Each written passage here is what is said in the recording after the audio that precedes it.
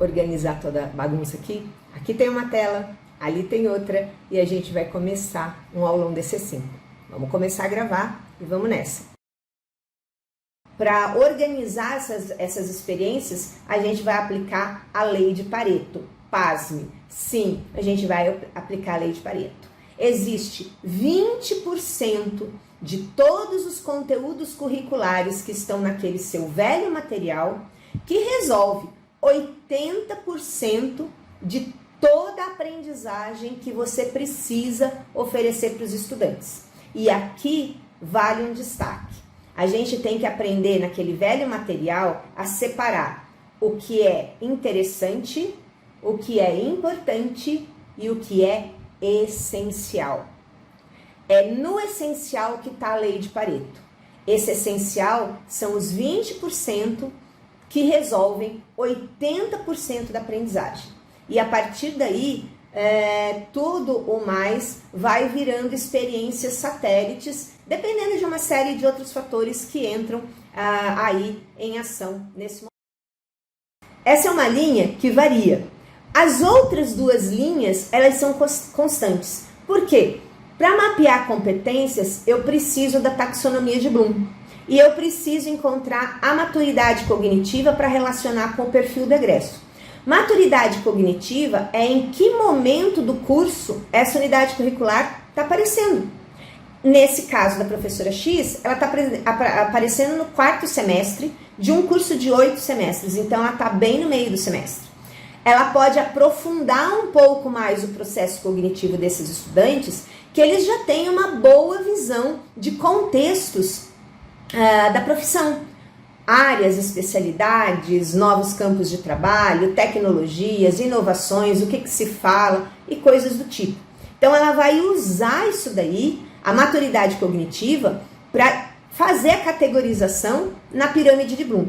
E a categorização, ela é feita a partir de duas informações importantes. Qual é o conhecimento que você precisa levar para a sala de aula? Aquela pergunta que ela fez, como é que eu associo o conteúdo? É aqui que ele começa a entrar. Uma base da pirâmide trata só da categorização do conhecimento que você leva para a sala de aula. Como é esse conhecimento? Ele é factual, ele é conceitual, ele é procedimental ou ele é metacognitivo? Na verdade, cada aula pode ter todas elas ali acontecendo, mas é importante que você saiba como cada uma ocorre, porque é a partir dessa categorização que você vai afundar ou não no processo cognitivo a partir do momento do curso em que o estudante está. Não adianta você pedir coisas muito complexas para ele agora, porque ele não tem maturidade cognitiva no sentido de formação completa. Você tem que trabalhar em cima do que ele já fez, né? Aquela coisa, o que você faz com o que você fez. Essa é sempre a guia, essa é sempre a afirmação guia de todo o processo de ressignificação de planejamento. Quais são os verbos? Para recuperar as experiências, eu preciso saber qual é o verbo que eu tenho que formar nessa aula, qual é o verbo que vai reger a ação no conteúdo dentro de um contexto, para que eu possa recuperar as experiências anteriores e abrir caminho para fortalecer esse verbo de ação. E alinhar isso com os perfis, trazer sempre informações de mercado de trabalho. Isso é extremamente importante. Eu fiz 3 pesquisas ao longo de 2022 e numa delas eu coloquei uma das alternativas que o ser docente hoje em dia implicava em você também formar para o mercado de trabalho, para compromissos sociais dentro da profissão, dentro do próprio mercado de trabalho. E essa foi uma das respostas menos selecionadas pelos docentes. Eu tive perto de 200 docentes que responderam e essa foi uma das respostas menos selecionadas. E pasme, isso está lá no instrumento de avaliação. Mercado de trabalho, servir a comunidade, compromisso profissional com a sociedade. Qual o compromisso social que essa profissão tem, que esse curso tem, que a CIES tem dentro da comunidade aonde ela oferece o curso. e a narrativa. E aparece aqui agora um elemento novo chamado narrativa. Na verdade, ele não é um elemento novo, ele é um elemento novo nessa perspectiva, porque a narrativa clássica do conteudismo é tela de abertura, título da aula e definição, histórico. Quem nunca estudou assim, né? E lá no final é que vinha nos últimos minutinhos de aula a aplicação. Aqui a narrativa muda. Ela muda, ela inverte, você começa com o propósito, através das perguntas, através do problema, do arco de Marguerite, se for o caso, e aí você vai evoluir, você vai mostrar como aquela situação vai ser resolvida com a aprendizagem daquele dia.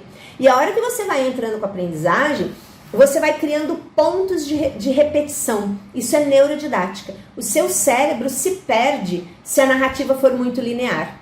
A gente precisa de loopings de conceitos quando a gente está assistindo alguma coisa, uma videoaula, uma gravação, a gente precisa de um loop. Ou seja, eu vou até um ponto e quem está liderando a minha aprendizagem fala, bom, tá vendo isso daqui? Então agora olha lá a pergunta inicial, isso responde essa parte. Vamos continuar respondendo?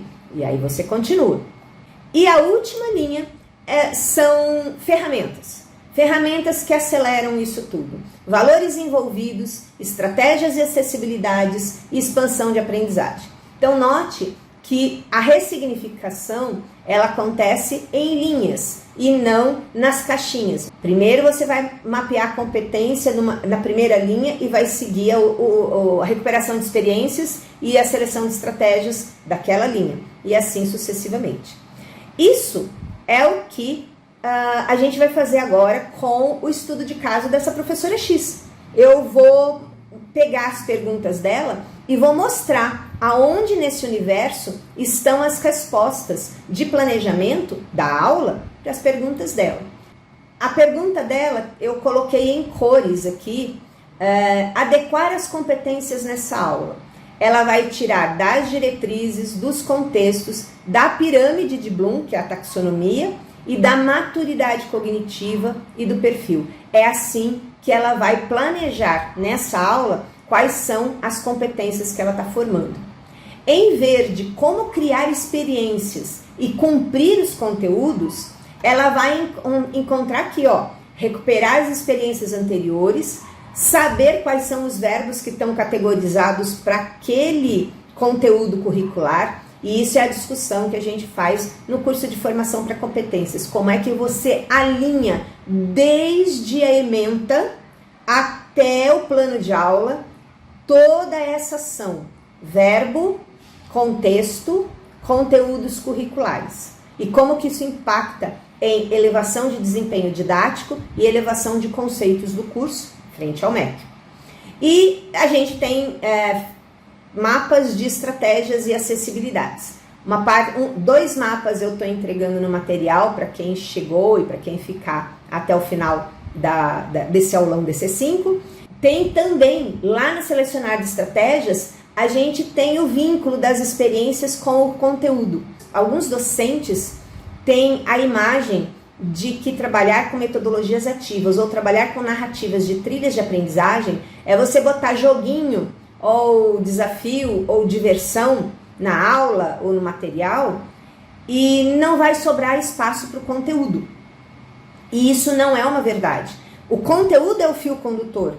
Sem o conteúdo você não consegue criar experiência, mas é a experiência que vai fazer o engajamento de quem aprende para o conteúdo. Ninguém aprende pelo fenômeno. Todo mundo quer aprender pela solução do fenômeno, pelo significado desse fenômeno. É assim que adultos aprendem. E isso se chama andragogia. E a gente está formando adultos. A gente tem que ter isso em mente, porque teorização não engaja ninguém. Você precisa de experiências que pegam essa teoria e colocam em prática em contextos educacionais. Bom, para esclarecer essa história, o que é esse tal de conteúdo? A gente tem conteúdo programático e a gente tem conteúdo curricular. O conteúdo programático é a sequência de temas que eu tenho dentro de uma área de conhecimento. Essa sequência de temas, ela é amorfa. Ela é uma sequência de conhecimentos que informa, não forma. Quando você faz uma pesquisa no Google sobre qualquer tema, você está em busca de um conteúdo programático, em busca de uma informação que quem traz essa informação em blogs, em textos, em websites, em artigos, seja lá como for, transforma essa informação em conhecimento pela organização sistematizada. Isso é conteúdo programático. Conteúdo curricular é um conhecimento que forma efetivamente um perfil.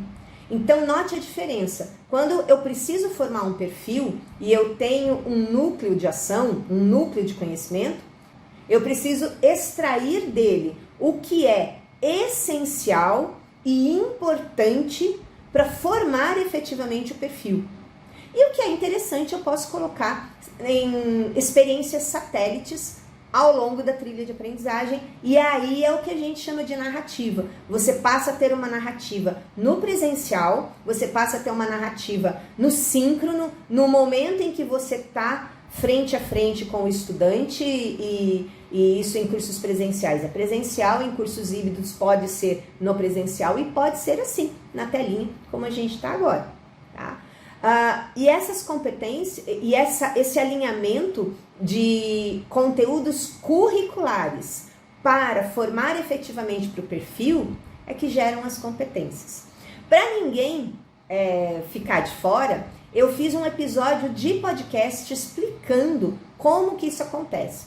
Eu tenho um podcast hospedado no Spotify, chama-se Insights dos Bastidores. E lá eu discuto pequenos detalhes que perderia muito tempo da gente estar dentro de uma aula divergindo. Então, por exemplo, agora o que é o tal do conteúdo? Eu tenho conteúdo curricular e eu tenho conteúdo programático. O instrumento de avaliação me exige o conteúdo curricular. Ele não fala em conteúdo programático. Portanto, se a sua ementa ela é descritiva de um conteúdo programático, ela está bem ruim. Você precisa transformar desde a ementa para que você tenha um conteúdo curricular.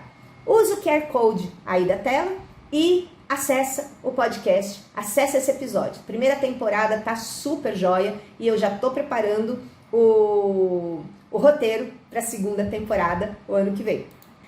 Bom, e chegamos ao segundo e último passo dessa ressignificação. Então agora a gente vai pegar e vai fazer o checklist da engenharia neurodidática de todas essas informações. Então a professora X agora vai ver todas essas informações aparecendo nesses formulários de aceleração que eu estou entregando para ela e que tem uma cópia para quem está aqui até o fim.